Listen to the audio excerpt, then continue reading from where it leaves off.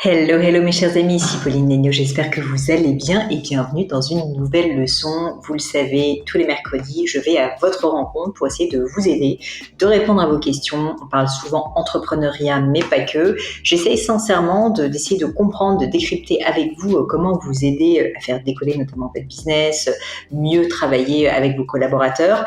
Et c'est le cas aujourd'hui avec Hélène. Mais avant de rentrer un peu plus dans le vif du sujet de cette introduction et d'Hélène et de son parcours, je voulais vous dire pour ceux qui ne me connaissent pas encore que donc je m'appelle Pauline Negno, que j'ai créé il y a maintenant 13 ans une marque de joaillerie qui s'appelle Génio. En plus de ça, parce que je m'ennuyais beaucoup, j'ai également créé ce podcast et cette chaîne YouTube pour essayer d'aller en aide à d'autres entrepreneurs comme moi. Ça fait 13 ans que je travaille énormément pour mon entreprise et que j'avais envie de redonner, de partager une partie de ce que j'apprends au quotidien, parce que je continue à apprendre. Moi, je suis assez convaincue d'une chose, c'est que ceux qui voient assez grand, ceux qui rêvent assez grand, finalement réussissent toujours par toucher leurs rêves. Je suis vraiment convaincue de ça, que quand on voit assez grand et quand on se donne les moyens, quand on décide d'aller au bout de ses rêves, on finit par les toucher, même si bien souvent ça nécessite beaucoup de temps, beaucoup de travail, c'est une évidence, et puis aussi un petit peu d'accompagnement. Et c'est bien pour ça que je suis là avec ces leçons et avec tous les contenus que je peux vous donner sur les divers réseaux sociaux. D'ailleurs, j'en profite pour vous dire que si vous n'êtes pas encore abonné, il ne faut pas hésiter à le faire, soit sur YouTube, sur les réseaux sociaux ou pourquoi pas sur le podcast, Spotify, Apple, etc. Je vous attends. C'est comme ça que vous serez sûr de ne rater aucun nouvel épisode. Et donc, pour en venir justement à mon invité du jour, j'ai le plaisir d'être avec Hélène en live des US, figurez-vous. Elle est à Boulder, dans le Colorado. On a donc eu un petit peu d'anglicisme, mais je m'en excuse par avance, pour essayer de l'aider parce qu'elle se pose beaucoup de questions. Elle est styliste personnelle et se demande si elle doit être ou pas sur Instagram. Elle vit un peu une forme de terreur des réseaux sociaux en se disant mais est-ce que il faut vraiment que j'y passe du temps? J'ai l'impression que ça ne m'apporte pas de business. Une question qui, je suis sûre, parlera à beaucoup d'entre vous. On a été vraiment assez loin dans la réflexion avec elle sur à la fois est-ce qu'elle doit ou pas aller sur Instagram et puis au-delà de ça, comment le faire? Quelles sont les problématiques qu'elle doit adresser et quelles sont les techniques qu'elle peut utiliser. Donc pour toute personne qui veut essayer de développer une communauté sur les réseaux sociaux, je pense que cet épisode devrait vous être utile.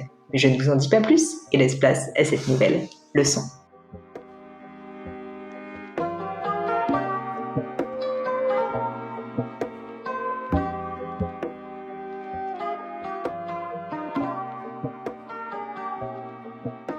Salut Hélène, bienvenue. Bonjour Pauline, je suis super contente de te rencontrer pour cette leçon aujourd'hui parce qu'en fait, j'écoute ta podcast quand je vais me promener et à chaque fois que je reviens chez moi, j'ai une nouvelle idée pour mon business. Et tu vois, c'est que ça sert à quelque chose. Je suis contente, écoute, ça me fait assez plaisir de voir que mon travail, parce que c'est quand même un peu de boulot, est bénéfique. Blague à part, je sais qu'il y a beaucoup de personnes qui écoutent et je vous remercie d'ailleurs pour votre fidélité. Mais Hélène, ça me fait bien plaisir. Alors dis-moi, comment est-ce que je peux t'aider? Dis-moi d'abord qui es-tu? Un petit peu plus en détail et puis ensuite est-ce que tu peux me dire qu'est-ce qui t'amène avec moi aujourd'hui? D'accord. Alors je suis Hélène Cardon, Your Wardrobe Nerd. Je le dis en anglais parce qu'en fait ça fait 15 ans que j'ai quitté la France et maintenant j'habite aux États-Unis à Boulder dans le Colorado. Paraît que c'est magnifique. Oui, c'est très beau ici. Il paraît que ça ressemble un peu à la Suisse. Donc un jour je suis jamais allée en Suisse mais c'est magnifique, vraiment c'est très beau. Et je suis une styliste personnelle spécialisée dans la mode durable. Donc, j'ai plus trop l'habitude de parler en français, donc si je perds mes mots, s'il te plaît, aide-moi. On ne t'en voudra pas pour tes anglicismes, c'est normal dans ton cas. Donc, mon objectif, en fait, c'est d'encourager mes clientes à porter les vêtements qu'elles ont déjà et ensuite de promouvoir les achats de seconde main pour mettre fin au cycle achat facile et ensuite la purge de ce qu'elles ont dans leurs armoires. J'ai lancé mon business en été 2023. La première année, ça s'est très, très bien passé. Maintenant, je suis bookée à 8 semaines, donc j'ai pas vraiment de problème pour trouver des clientes. Incroyable. Du coup, je fonce parce que je suis en train de réaliser mon rêve, en fait. C'est génial. Je suis hyper contente pour toi. Merci. J'y croyais pas vraiment, mais en tout cas, ça marche. Tu sais, la phrase que je dis et que je répète tout le temps, j'ai changé ma plateforme de marque récemment, j'ai dit « Quand rien n'est impossible à ceux qui rêvent assez grand ». Donc, c'est que je crois que c'est ça, en fait. Ouais. Je pense que la passion, elle est contagieuse. Je pense que les gens peuvent ressentir à quel point je suis passionnée, ça les intéresse et ils ont envie d'avoir la même chose pour eux-mêmes. Alors, ça a l'air plutôt sympathique, cette histoire. Donc, qu'est-ce qui t'amène avec moi aujourd'hui ? Donc, j'ai fait un énorme effort marketing en suivant tes podcasts pour vraiment cibler mes clientes idéales. Ok, Donc, en personne, j'ai fait du networking ou du bénévolat dans des événements qui sont vachement bien. où je peux toucher mes Et clientes par ça a rapport à la marché, mode. visiblement. Ça marche bien, ouais. Et aussi en ligne, mon site est très bien référencé sur Google. Et aussi, depuis peu, j'ai lancé ma newsletter. Ah, Donc, tout ça, ça va. Par contre, le problème pour moi, c'est Instagram. Je pêche, mais vraiment. ah. Bon, t'es pas la seule, hein, je te rassure, c'est une plaie pour beaucoup de monde, Instagram. Ne parlons même pas de TikTok. Ouais, alors TikTok, j'ai pas encore essayé, mais Ne t'y mets en pas, fait, ne t'y sur mets pas. Instagram, j'ai pas de visibilité. J'ai l'impression que ça m'amène aucune cliente. En fait, depuis que j'ai lancé mon business, il y a personne qui est venu d'Instagram. Et pour le moment, T'as combien de Instagram, ça me followers à peu sert. près sur Instagram? Je me permets de Comment? t'interrompre, mais t'as combien de followers à peu près sur Instagram? 2700, je crois, quelque Ok, chose comme donc ça. c'est pas négligeable quand même. Mais ça fait longtemps que j'y suis. J'y suis D'accord. depuis 2020. D'accord. Et Donc, c'était peut-être avant que tu sois aux États-Unis? non, non, non, j'étais aux D'accord. États-Unis depuis 15 ans, donc Ok. non. Et en fait, pour le moment, Instagram, ça me sert à rester en contact avec mes clientes. Parce qu'en fait, elles suivent mes stories, donc elles aiment bien, je poste de ma vie et tout ça, ça, elles aiment bien. Et aussi de faire des collabs avec les business de la région. Parce que Hmm. les business voient que j'ai des followers et que je poste des stories, donc ils se disent, tiens, peut-être qu'on va faire une collab avec elles, ça va nous apporter des clients. Hmm. Euh, donc, en fait, je sais pas quoi poster sur Instagram parce que je suis pas une influenceuse. Je ne mets pas de lien et j'ai pas non plus envie de donner trop de conseils précieux parce que je préfère les garder pour mes clientes. Euh, et du coup, bah, je sais pas trop quoi poster en fait. J'ai l'impression que les influenceuses font un peu les stylistes en disant voici comment porter mon jean. Les stylistes se font influenceuses en disant voici une paire de jeans que tu pourrais acheter. Donc tout le monde est un peu dans ce mode-là. Et en fait, c'est pas du tout mon truc parce qu'en plus, j'ai vraiment pas envie de pousser à l'achat. Hmm. Donc je sais pas trop en fait quoi poster et comme je sais pas quoi poster, bah, je suis pas motivée, je fais pas d'efforts et du coup c'est un cercle vicieux parce que je fais pas d'efforts donc j'ai pas de visibilité et du coup je me dis est-ce que vraiment ça vaut le coup de passer du temps sur Insta? Je sais pas en fait. Trop bien cette question. J'adore parce que tu vois, on va tordre le cou à, je pense, une image d'Épinal qui est qu'il faut absolument être sur Insta. Non, c'est pas vrai. On n'est pas tous obligés d'être sur Insta. Ça peut être utile et ça peut même être très utile, mais déjà c'est pas le cas pour tout le monde. Et puis surtout, je trouve que quand à un moment donné, tu as ton business qui fonctionne avec d'autres leviers d'acquisition, pourquoi est-ce que tu perdrais du temps à dépenser ton temps et ton argent, et on sait que le temps c'est de l'argent, sur un truc qui ne te sert à rien, alors que tu pourrais dépenser ce temps-là. Tu sais que je suis une fanat de productivité, donc pour moi, je vois toujours le temps Ouais. comme tu dépenses ou tu gagnes ton temps, et tu le dépenses sur quelque chose qui marche, comme faire plus de réseautage, parce que visiblement, ça t'amène du business, Ouais. convertir grâce à ta newsletter. Donc déjà, je peux te donner des conseils sur Insta si tu veux, mais je veux commencer par dire quelque chose qui est que si tu n'as pas envie, que tu ne le sens pas, à un moment donné, j'ai presque envie de te dire, il faut pas se forcer parce que tu as d'autres leviers. Si tu n'avais pas le choix, si, je sais pas, tu étais vraiment, en fait, tu as zéro client et en fait, il faut que tu trouves absolument une solution, Insta pourrait être une solution, en tout cas, quelque chose à tester. Mais là, aujourd'hui, Mhm. j'ai le sentiment que tu es dans une situation confortable où tu as réussi à créer ta clientèle. Et donc, Ouais. pourquoi s'embêter à faire quelque chose d'inutile quand, j'imagine, tu as largement de quoi faire avec ton activité. Donc Ouais. j'ai envie de te dire, ne perds pas de temps. Je dis souvent aux personnes qui me disent, j'ai envie de me lancer sur les réseaux sociaux. Déjà, pourquoi est-ce que vous avez envie de vous lancer? Mhm. Parce que comme tu l'as dit, si tu n'as pas une motivation profonde derrière, comme c'est beaucoup de temps, c'est beaucoup de travail, il faut que tu en aies envie, premièrement. Et deuxièmement, il faut que tu le fasses sur un réseau social qui te plaise. Je dis souvent aux personnes aussi qui me disent, j'ai envie de me lancer. Ok, donc tu as envie de te lancer déjà pour quelle raison? Est-ce que c'est pour faire plus de business? Mais est-ce que tu y crois fondamentalement que ça va t'amener du business et que tu as envie que ton business vienne de là? Parce que c'est aussi une décision à un moment donné, tu vois. Mhm. Si jamais tu décides que tu vas investir sur Instagram pour avoir du business, c'est une chose. Mais dans ce cas, il faut que tu aimes Instagram. Il faut que ça soit un outil Ouais. que tu utilises. Il faut que ça soit une plateforme que tu consommes toi-même. Si c'est pas le Mhm. cas, franchement, et là, rien que la manière dont tu m'as parlé, tu vois, je suis pas une influenceuse machin, on sent qu'en fait, c'est pas une plateforme que tu adores. Peut-être que tu la consommes un peu, mais je te sens pas, je sens que c'est pas ton dream En d'être fait, sur Instagram. j'adore ce que tu me dis parce que déjà, ça enlève vraiment la pression. Genre, c'est pas la peine d'être parfaite sur Instagram. De toute façon, est-ce que c'est là où je vais gagner quelque chose? Peut-être pas. En fait, moi, j'ai commencé sur Instagram. En fait, je suis devenue styliste parce que je posais mes tenues sur Instagram, etc. Donc, j'ai un gros historique sur D'accord. Instagram. Et aussi, le problème que j'ai, je pense, c'est parce qu'en fait, maintenant, les gens qui me follow sur Instagram, qui me suivent, pardon, il y a un peu de tout. Il y a des gens qui me suivaient depuis avant, mais après, j'ai des nouvelles clientes, etc. Donc, je sais plus trop à qui m'adresser. Et je pense que c'est ça aussi le problème. Euh, c'est que pour le moment, je poste mes tenues comme je faisais Ouais. avant.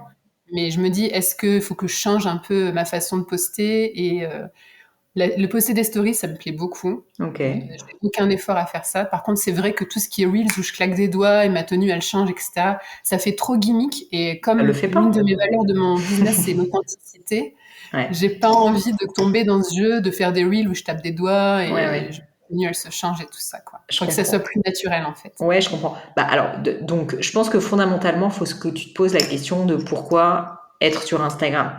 Mhm. Soit il y a en fait, déjà il y a option numéro un, tu n'es pas obligé d'être sur Instagram. Une fois de plus, tu as la chance d'avoir un business qui marche sans, donc franchement, t'es pas obligé. Et tu me dis que tes clientes ne viennent pas de là, donc t'es pas obligé. Non. Deuxièmement, animer ta communauté. Et donc là, ça va répondre à ta question, parce que du coup, Mhm. ça veut dire que tu t'adresses à tes anciennes clientes. Et tu veux utiliser la plateforme d'Instagram un peu comme un outil communautaire, que c'était d'ailleurs à la base, honnêtement. Ouais.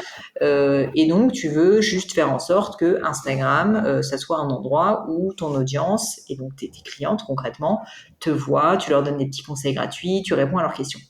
Ouais. Sincèrement, ça peut très bien fonctionner parce qu'aujourd'hui, autant le reach sur Instagram est devenu très difficile quand on a des gros Oui, comptes c'est et vrai. quand on essaye d'aller chercher, si tu veux, de l'engagement, quand on a, je sais pas, 10 000 followers ou plus, quand on a des communautés qui sont encore à taille humaine, si tu veux, donc par exemple dans ton cas, ça reste encore acceptable autour de 2 000, 3 000 followers, jusqu'à 5 000 followers, là ça veut dire que ton audience, par rapport à un compte comme le mien par exemple, va pas mal voir tes contenus.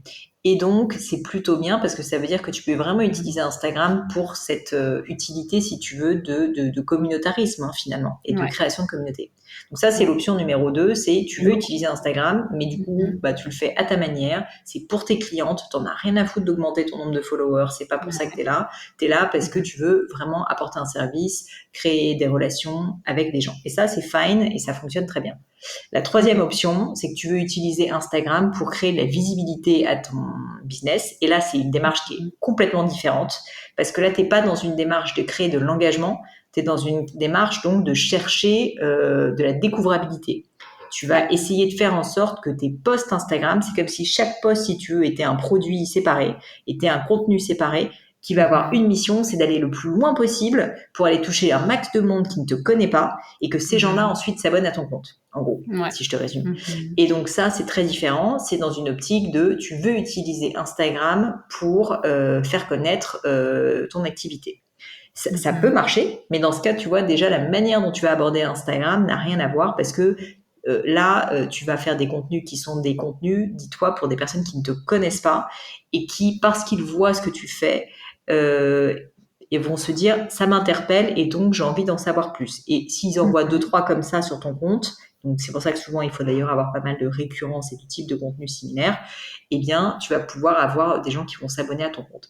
Mais donc c'est très différent. Aujourd'hui, tu sais, c'est le type de contenu que tu disais où on claque des doigts, ou c'est le type de contenu, Mhm. tu sais, où il y a souvent des textes écrits que je fais moi-même, hein, d'ailleurs sur mon compte. Ouais. Ça, c'est des posts à une vocation très spécifique, c'est aller chercher non Ok. pas de l'engagement, mais aller chercher des personnes qui ne te connaissent pas, parce qu'ils découvrent ta marque, ils lisent un contenu, ils Mhm. disent ah tiens, c'est Hélène, elle raconte qu'elle est styliste, ah bah j'ai envie d'en savoir plus. Et donc dis-toi, c'est comme si tu rencontrais quelqu'un pour la première fois, tu te présentes, tu vois.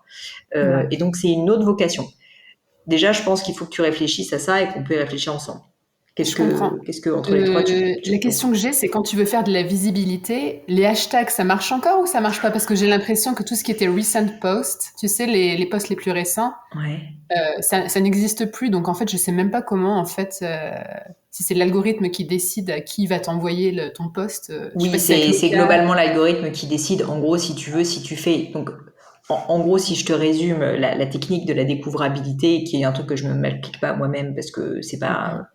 mon but dans la vie n'est pas d'avoir 1 million de followers, mon but est d'avoir une Ok. communauté engagée, mais après chacun fait comme il veut. Si je voulais Ouais. avoir 1 million de followers, voilà ce qu'il faudrait faire. Il faudrait en fait faire quasiment que des contenus qui sont très très courts, plutôt à base de reels ou de carousel, qui sont Ouais. donc dans cette optique de découvrabilité. Qu'est-ce que ça veut dire? Ça Voilà. veut dire je fais un post pas pour ma communauté, Elle va pas vraiment le voir. Je le fais pour des personnes qui ne me connaissent pas. Et donc, je leur présente mon produit ou mon service avec un peu de valeur ajoutée pour qu'ils se disent, ah bah tiens, Hélène, là, si je vois un autre contenu, enfin, ok, c'est un contenu de styliste qui s'intéresse plutôt à la durabilité des vêtements, ça m'intéresse, et ben du coup, je vais voir un autre contenu, je vais aller voir un autre contenu, et au bout d'un moment, potentiellement, ça s'abonne.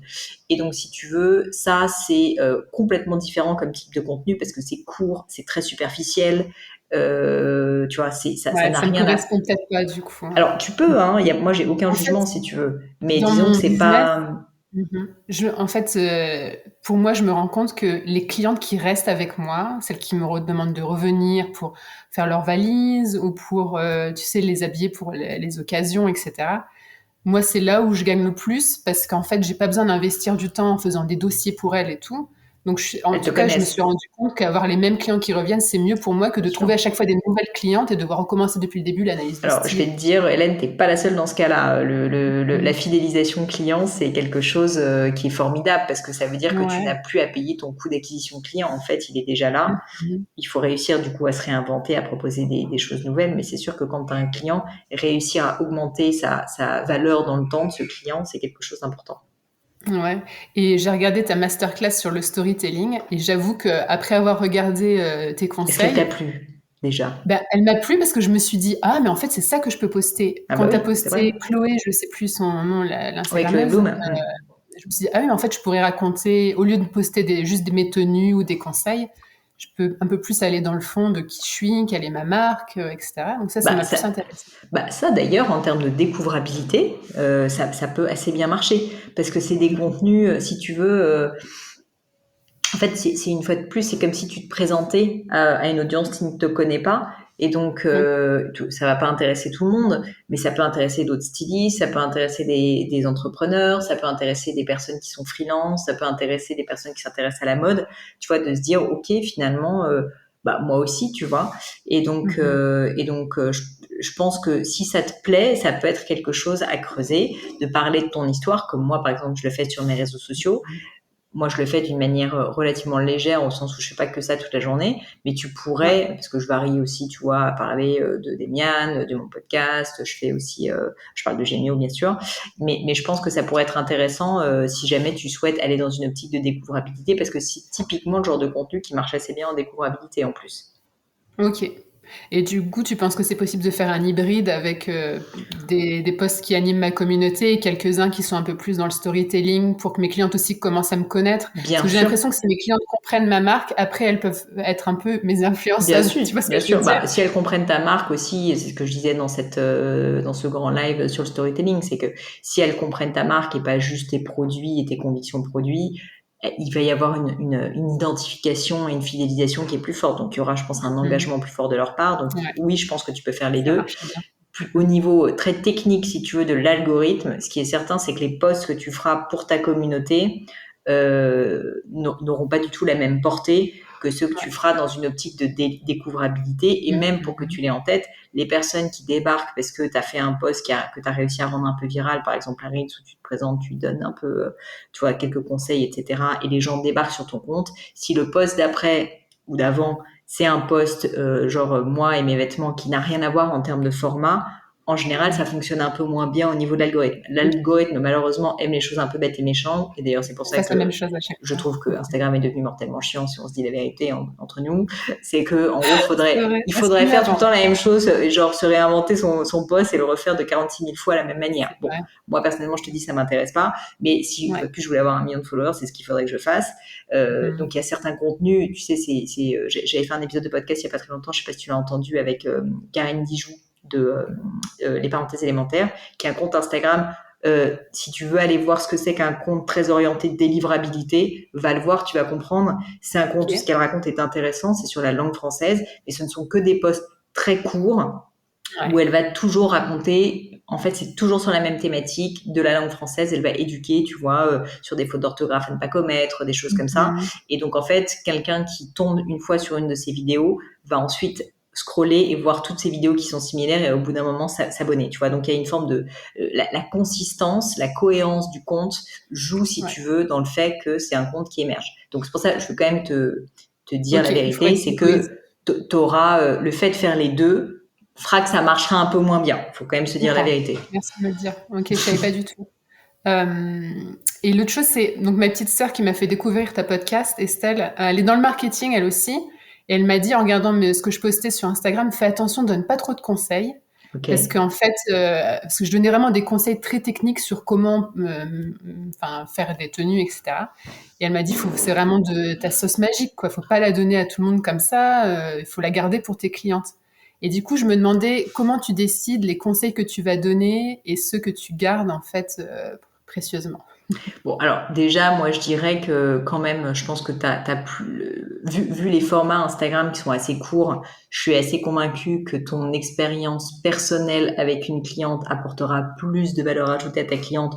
Donc, personnellement, j'aurais pas trop peur de donner des conseils sur Instagram parce qu'une fois de plus, ça va durer 30 secondes, 45 secondes, une minute. Donc, je pense que tu passes plus de temps que ça avec une cliente et que c'est un petit peu plus personnalisé de base. Donc, pour moi, sincèrement, ça, c'est une crainte. C'est un peu comme, tu sais, les personnes qui, à l'époque, au début, disaient ah bah Netflix, c'est gratuit, et donc il faut pas je sais pas, il y avait un certain nombre, je crois, au tout début de Netflix de films qui étaient gratuits, et ensuite il fallait payer pour avoir un premium. Bon, bah, en fait, au final, si tu veux, ou Spotify, les gens, quand même, une fois qu'ils sont rentrés, si tu veux, dans le truc, ils ont envie de payer parce qu'ils ont envie de continuer, si tu veux, ou ont envie d'en avoir plus.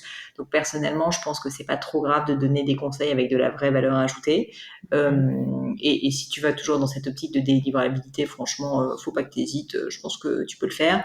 Moi, je suis Ok. plutôt assez à l'aise avec ça, à donner des bons conseils, parce que Ouais, je vois ça, ouais. en réalité, Ça sert à tes formations. Les gens vont plus aller à tes formations si tu leur as donné des bons conseils, parce qu'ils savent que bah, exactement, si ils savent juste que c'est encore plus approfondi dans les formations, qu'il y a un service en plus derrière, etc. Mais tu vois, quand je fais un grand live, par exemple, enfin, je sais pas ce que tu as pensé, mais je reste quand même 1 heure et demie avec des centaines de Ouais, personnes à répondre à toutes leurs questions et à donner vraiment de la valeur ajoutée. ouais, J'ai pas peur, si tu veux, parce que je sais très bien qu'il y en a encore beaucoup plus, et surtout, il y a une méthode, si tu veux, beaucoup plus actionnable encore dans la ouais, formation. Donc oui, il faut que tu en gardes un petit peu, bien sûr, ouais. mais ça ne veut pas dire qu'il ne faut pas que tu donnes aussi de la vraie valeur ajoutée, si tu veux, quand tu donnes des conseils. Parce que le problème, c'est que si tu n'en donnes pas vraiment, personne ne va te suivre. Donc, Ouais. il faut Ouais. aussi que tu crées la confiance comme ça, tu vois.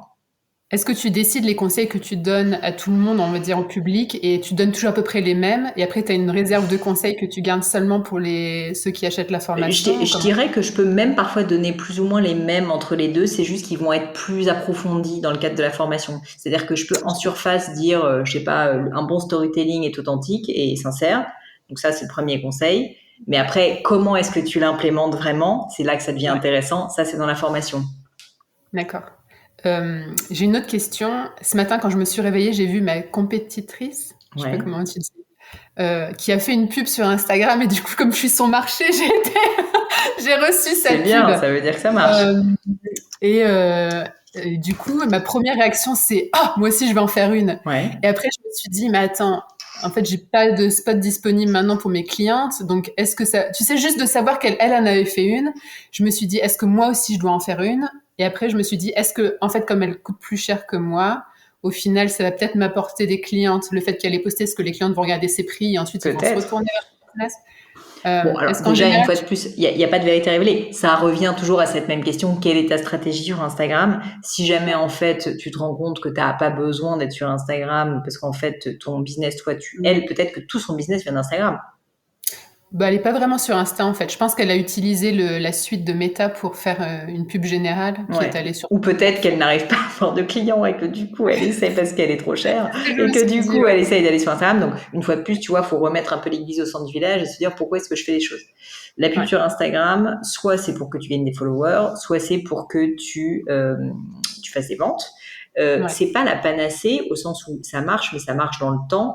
Si tu veux, si je te fais un gradient, entre un mail par exemple, donc réussir à avoir une mailing list Mhm. qui est cohérente avec vraiment des gens qui lisent vraiment tes mails et des contenus intéressants sur tes mails, a beaucoup plus de valeur ajoutée en termes de conversion qu'Instagram. Ouais, ouais, c'est Instagram, vrai. c'est ce qu'on appelle, tu sais, souvent, alors c'est un terme Le barbare, mais funnel. aussi le fameux funnel qui est comme un tunnel de Ouais, conversion. Instagram est assez haut dans le funnel. Qu'est-ce que ça veut dire? ouais. Ça veut dire que c'est plus de l'awareness, donc de la visibilité, et ensuite plus tu tu crées de la visibilité avec Instagram, donc toujours plutôt cette optique de découvrabilité. Et une fois que les gens t'ont connu via Instagram, il faut les faire rentrer un peu dans ton tunnel de conversion et qui s'engagent un petit peu. Donc typiquement, tu peux essayer de convertir les gens qui te suivent sur Instagram en abonnés newsletter. Et une fois qu'ils sont en abonnés newsletter, en général, ça convertit un petit peu plus. Donc ça, c'est une option. Mais tu vois, typiquement, faire de la publicité sur Instagram, tu peux, et je vais pas te dire, tu vois, par exemple, avec Gemio, on en fait, etc. Mais c'est vrai que c'est assez coûteux. Je veux quand même dire quelque chose, c'est pas toujours très rentable. Ça peut l'être, mais ça l'est pas toujours. Et donc, il faut pas se dire que c'est la panacée, que ça marche à tous les coups. Donc, c'est pas parce qu'elle le fait que c'est bien, déjà, parce que ça se trouve, elle fait n'importe quoi, t'en sais rien. Donc, il faut pas se précipiter. C'est juste mon réflexe, tu sais. Mais après, tu sais, à l'inverse, rien ne t'empêche d'essayer. Moi, ce que je ferais dans ce cas, c'est que je prendrais mon post qui a le mieux marché de tous mes posts. Je le changerai un petit peu, tu vas dans modifier le post et tu peux réécrire un peu le texte peut-être pour inciter par exemple les gens, je sais pas, à te suivre ou pour expliquer un peu plus qui tu es dans ce post et qu'est-ce que tu proposes comme service, ou rediriger vers ton site par exemple, et puis que tu tentes de booster sans y mettre non plus des sommes énormes, mais tu peux dire audience automatique, c'est pas très compliqué, les gens qui te suivent déjà, a priori c'est des gens qui sont pertinents pour toi, et tu mets, je sais pas, 20 € par jour, 20 $ par jour pendant 10 jours. C'est une somme, mais c'est pas non plus colossal, et tu vois un petit peu, tu vois un peu ce qui se passe. Tu vois si tu gagnes des followers, tu vois si en gros il y a des appels entrants de leads, et si au bout de 10 jours tu vois qu'il y a rien qui se passe, bon bah il va falloir que tu testes. En gros, si tu veux, moi mon point de vue sur les réseaux sociaux, c'est qu'il n'y a pas de vérité. En fait, il faut beaucoup tester et aviser. Et ce qui marche chez quelqu'un d'autre ne marchera pas forcément chez toi. Par ailleurs, c'est pas parce qu'elle le fait que c'est bien, parce que franchement, il y a beaucoup de gens qui font n'importe quoi sur les réseaux sociaux. Donc, je dirais qu'il faut que, une fois de plus, on revient à cette question, pourquoi tu le fais? Mais si tu as envie d'utiliser Instagram, un, parce que ça t'éclate, deux, parce que tu as envie d'avoir plus de visibilité, eh ben, oui, tu peux tout à fait tester la pub. Mais donc, je réponds pas vraiment à ta question parce qu'en fait, je veux juste te dire quelque chose, Hélène, c'est qu'il n'y a pas de recette unique qui fonctionne, tu vois. Et donc, c'est pour ça qu'il faut... En fait, ça peut marcher, Instagram, et ça peut être un tremplin formidable pour toi, comme ça peut être un gouffre à fric et à temps. Ouais, je comprends. Bah, pour le moment, franchement, c'est... Quand je me suis rendu compte qu'en fait, que 80% de mon effort, on va dire, me ramène pas grand-chose, alors que 20% de mon effort me ramène la plupart de mes clientes, je me suis dit, ouais, c'est vrai que c'est une question, quoi. C'est une bonne question. Tu vois, à un moment donné, parfois, il faut être réaliste. Hein, et je te dis, moi, la raison pour laquelle je fais du Instagram et du LinkedIn, c'est parce que dans mon cas, ça marche bien, au sens où moi, ça me fait... venir des clients sur mon compte Demian, ça me fait venir aussi des clients sur mon compte Gemio, et puis par ailleurs, je suis contente d'avoir cette communauté, c'est un vrai plaisir pour moi aussi de poster sur Instagram ou sur LinkedIn, tu vois. Toi, si c'est pas un plaisir et qu'en plus ça te fait pas de clients, vas-y peut-être pas trop de temps. Ouais, je comprends. Des choses qui font un petit peu d'effort, pas grand-chose, et juste pour rester connecté avec ma communauté. Et en même temps, tu vois, je suis la première personne à dire que si jamais, c'est pour ça que c'est pas simple, l'entrepreneuriat, je suis la première personne à dire que ça ne marchera jamais en un jour. Mais c'est pour ça qu'au final, pour moi, le point principal, c'est quelle est la décision que dans ton cœur tu veux prendre. Est-ce que tu as envie d'être, Hélène, une styliste qui est très présente sur Instagram ou pas? Au final, c'est une question de décision. Si c'est une envie que tu as et qui est légitime, eh bien, fais-le, vas-y à fond, et ça finira par marcher parce que tu l'auras décidé. Si jamais tu le fais un peu en mode, ouais, il faut le faire parce que ma copine l'a fait, que ma voisine l'a fait, mais je te dis tout de suite, arrête, ça va pas marcher. C'est beaucoup trop compliqué pour que ça marche si tu es dans cet état d'esprit. Il y a une différence fondamentale entre j'aimerais que ça marche et j'ai pas le choix, il faut que ça marche parce que je l'ai décidé. Je suis d'accord. La seule raison pour laquelle je vois qu'il faudrait que je m'y mette vraiment pour de vrai, c'est si un jour je voudrais avoir des clientes virtuelles. Parce que là, il faudra bien les avoir qui viennent d'ailleurs. Mais peut-être que c'est pas encore le moment pour toi. Peut-être que tu n'en es pas encore à ce stade, tu vois. Ouais. Parce que rien que les mots que tu utilises, il faudrait que... Ouais. C'est révélateur du fait que tu vas pas y mettre l'investissement nécessaire pour que ça marche. Okay. Il faudrait, c'est le fameux should, I should do it. I should, mais ne le fais même pas. On sait très bien qu'en fait, tu vas pas le faire. En tout cas, tu vas pas le faire d'une manière suffisamment investie, si tu veux, pour que ça marche. Parce que c'est dur. Et si tu le fais pas d'une manière sincèrement investie, moi, quand j'ai lancé mon podcast, je crois que tu l'écoutes un petit peu, il existe depuis 6 ans. J'ai décidé, je savais pas si elle allait marcher ou pas, je m'en foutais à ce stade, mais j'ai décidé que contre vents et marées, parce que j'en avais envie, j'allais poster un épisode de podcast tous les lundis et sans date de fin, si tu veux.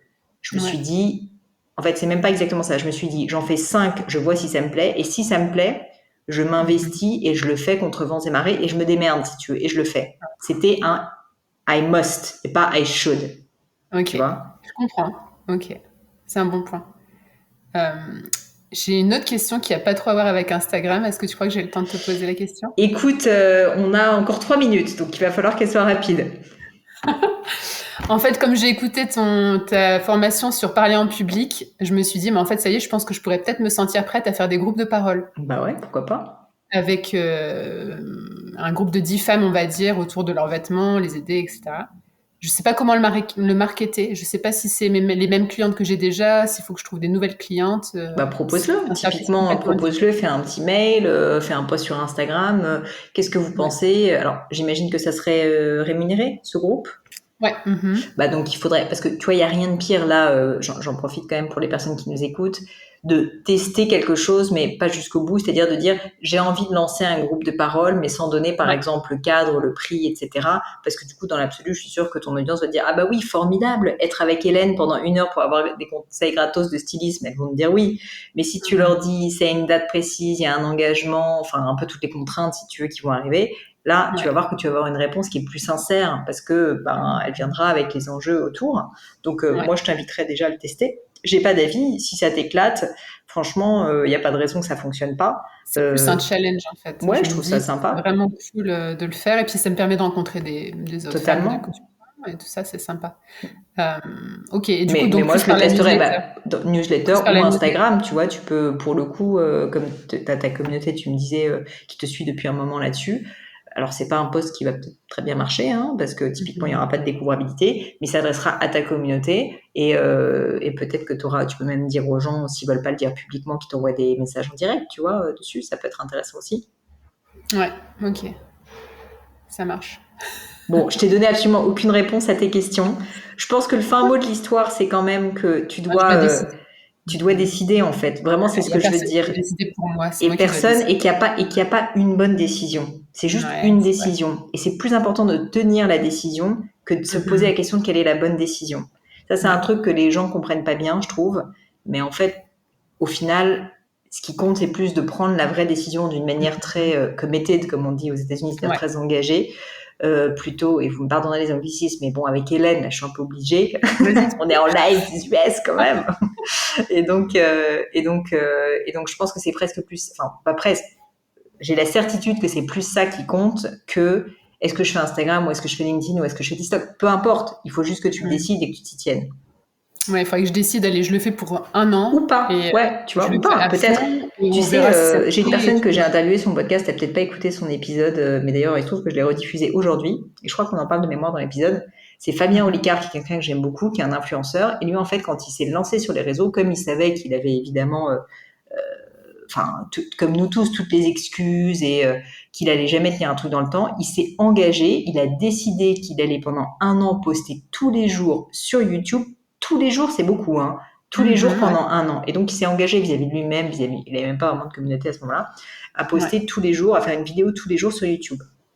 Et c'est le fait, c'est cette décision-là qui a été clé. Parce que c'est ça qui fait qu'il a émergé, parce que c'est comme ça qu'il a appris, c'est comme ça qu'il a dû se renouveler, chercher des idées. Enfin, tu vois, poster tous les jours, c'est quand même pas évident. Il a dû s'engager. Et il s'est pas arrêté en cours de route. Il a tenu le coup et il l'a fait pendant 1 an tous les jours. Et ensuite, après, quand il a voulu lancer TikTok, il a fait la même chose. Et donc, tout ça pour dire qu'une fois de plus, c'est plus une question de décision que de est-ce que c'est la bonne plateforme, tu vois, c'est pas la question. La question, c'est est-ce que tu as en toi l'investissement nécessaire pour le faire? Je comprends. Tu penses que ta formation sur le storytelling, ça pourrait m'aider à créer du contenu si je voulais vraiment oui, je suis assez certaine. Je suis certaine, mais ça n'empêche pas que, même si c'est une bonne formation sur le storytelling, c'est ta décision à l'utiliser qui va faire la différence. Ouais, je comprends. Ok. Ça marche. Bon, Hélène, je t'ai donné beaucoup d'infos. Écoute, j'espère que ça te fait pas peur, mais au final, c'est à la fois plus simple et plus compliqué qu'on ne pense, tu vois.